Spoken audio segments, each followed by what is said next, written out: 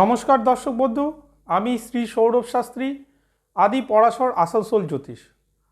আশা করি সকলেই ভালো আছেন, সুস্থ আছেন। আজকে আমার বিষয়বস্তুটি হলো সেই সকল মা বাবাদের নিয়ে যারা তাদের সন্তানদের পড়াশোনা নিয়ে অত্যন্ত চিন্তিত থাকে। বলে অনেকেই এসে যে একটু পড়াশোনা করছে না, খুব চঞ্চল, মোবাইল ফোন দেখছে সারাক্ষণ খেলে বেড়াচ্ছে, সারাক্ষণ বলছে আমি এটা খাবো ওটা খাবো, আমাকে এখানে নিয়ে চলো ওখানে নিয়ে চলো, একটু কিন্তু পড়াশোনা করছে না। দেখুন, সব দোষটা তাদের দেবেন না। তাদের জন্ম পত্রিকাকে সঠিক জ্যোতিষী দ্বারা বিচার করেন। মনে রাখবেন,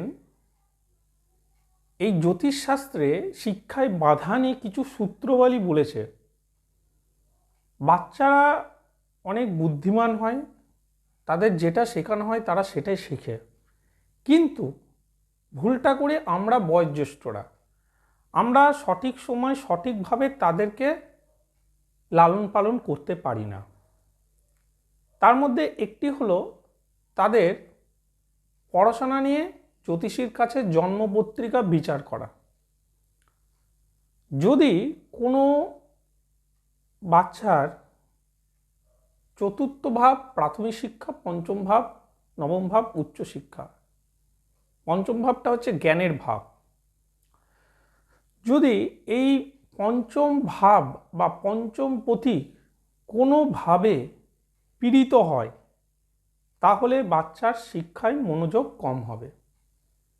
যদি মঙ্গলের বা শনির প্রভাব পড়ে এই পঞ্চম ভাব পঞ্চম পতির ওপর, তাহলেও শিক্ষায় বাধা প্রাপ্তি হবে।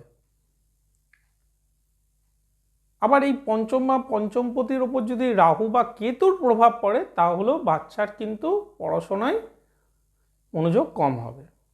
কিন্তু এইগুলো আমরা কাটাবো কিভাবে? প্রশ্ন হচ্ছে, আপনি পঞ্চম ভাব পঞ্চমপতি বললেন, কিন্তু আমরা অত বুঝি না। নানা জনে নানা মুনি নানা মত, নানা জ্যোতিষী নানাভাবে বলবে। আমরা কি করব?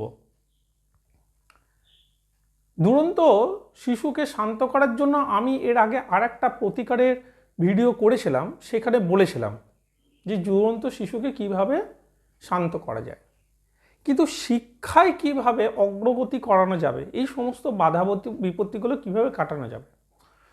প্রথমত হচ্ছে, যদি এরকমটা হলো আপনার সন্তান পড়াশোনা করে ভালো, ঘরে পড়াশোনা করছে মন দিয়ে, ভালো মুখস্থ করছে, কিন্তু পরীক্ষার খাতায় গিয়ে ভুলে যাচ্ছে বা লিখতে পারছে না, সেক্ষেত্রে আপনার সন্তানকে আপনি একটি নীল সরস্বতী কবচ ধারণ করান প্রথমত।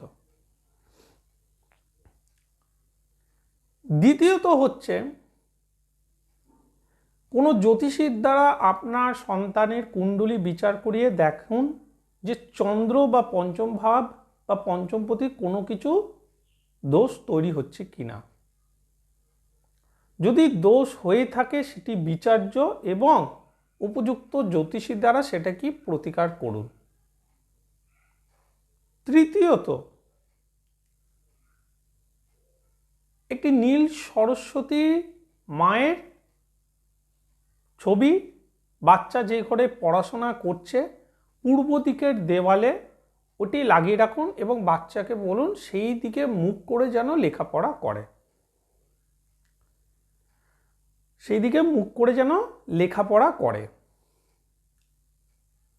চতুর্থত হচ্ছে, বাচ্চাকে প্রাতঃকালে ওঠার অভ্যাস করান।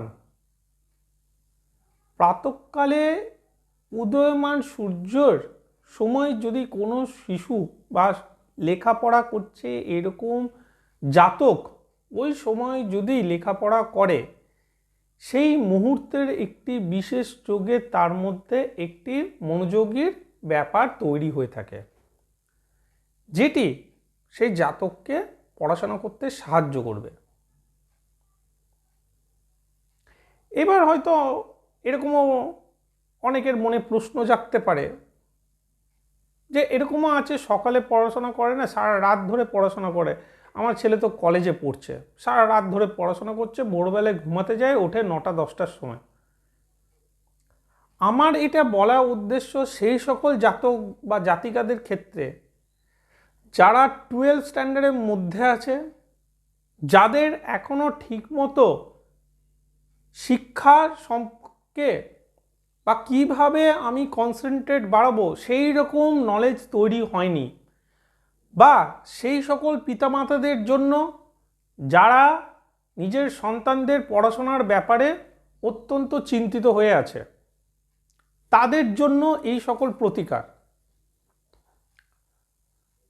তবে একটি কথা বলবো, কবচ তৈরি করার আগে ভালোভাবে যাকে দিয়ে তৈরি করাচ্ছেন তাকে ভালো করে যাচাই করবেন সে সততার সঙ্গে করছে কিনা। কারণ একটি নীল সরস্বতী কবচ তৈরি করতে গেলে কমপক্ষে 1 লক্ষ থেকে 1.5 লক্ষ জপ করতে হয় এবং যাগযজ্ঞ পূজা বিধি ইত্যাদি করতে হয়। এবং এই নীল সরস্বতী কবচ ও সরস্বতী কবচের মধ্যে অনেক পার্থক্য। এই নীল সরস্বতী কবচ হচ্ছে তারা মায়ের একটি কবচ, এবং সরস্বতী কবচ হচ্ছে যে সরস্বতী আমরা সার্বজনীনভাবে পূজা করে থাকি মাঘ মাসের শুক্লাপক্ষে পঞ্চমী তিথিতে, সেটি হচ্ছে সরস্বতী কবচ। দুটির মধ্যে অনেক পার্থক্য।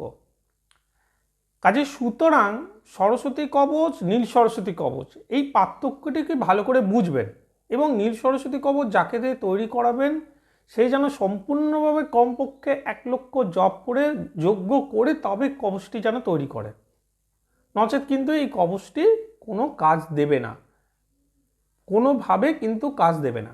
এই নীল সরস্বতী কবচ হচ্ছে কিন্তু যে সকল জাতকরা পড়াশোনায় অমনোযোগী বা পড়াশোনা করলেও নানাবিধ বাধা সৃষ্টি হয়, যেমন হচ্ছে স্বাস্থ্যহানি, পারিবারিক অশান্তি, মন চঞ্চলতা ইত্যাদি, তাদের জন্য নীল সরস্বতী কবচ ব্রহ্মাস্ত্র স্বরূপ কাজ করে। যাই হোক, আমি শিক্ষায় বাধা সম্পর্কে কিছু প্রতিকার বললাম, আশা করি আপনাদের এগুলি ভালো লেগে থাকবে।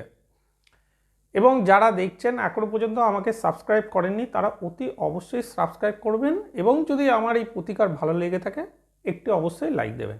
এই বলে আমার বক্তব্য আমি এখানেই শেষ করছি। নমস্কার।